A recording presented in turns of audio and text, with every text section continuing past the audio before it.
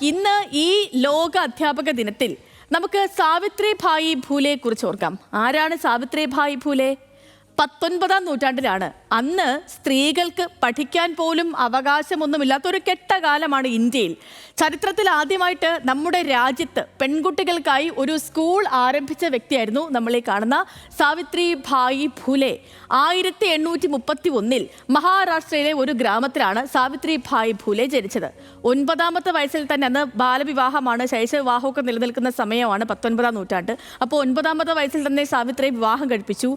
അവരുടെ ഭർത്താവ് ജ്യോതിറാവു ഭൂലെ ആയിരുന്നു. അദ്ദേഹം ഒരു പുരോഗമന ചിന്താഗതിക്കാരനായിരുന്നു. വിവാഹിതയാകുമ്പോൾ സാവിത്രിക്ക് സ്കൂൾ വിദ്യാഭ്യാസം പോലും ലഭിച്ചിരുന്നില്ല.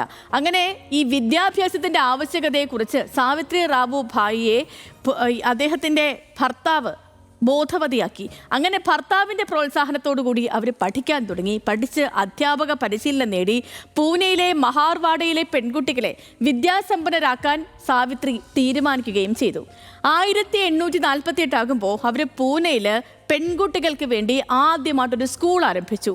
പെൺകുട്ടികൾക്ക് വിദ്യാഭ്യാസം നൽകുക വഴി സമൂഹത്തിലെ സ്ത്രീകളുടെ ജീവിത നിലവാരം മെച്ചപ്പെടുത്തുക എന്നതായിരുന്നു സാവിത്രിഭായിയുടെ ലക്ഷ്യവും ഉദ്ദേശവും. എന്നാൽ ഭൂലെ സ്കൂളുകൾക്കെതിരെ സങ്കുചിത മനോഭാവക്കാരായ ആളുകളുടെ ആക്രമണമുണ്ടായി, അതും വളരെ വേഗത്തിൽ തന്നെ.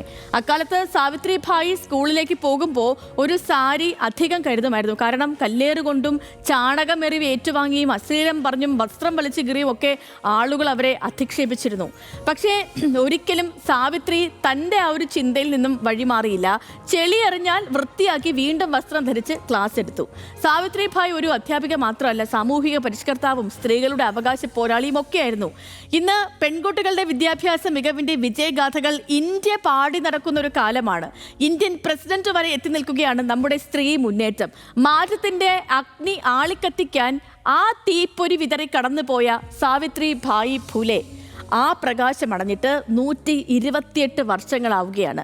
നൊബേൽ പ്രൈസ് ജേതാവ് മലാല യൂസഫ്സായി അധ്യാപകരെ കുറിച്ച് പറഞ്ഞ വാക്കുകളാണ് ഈ ലോക അധ്യാപക ദിനത്തിൽ ഞാൻ ഓർക്കുന്നത്.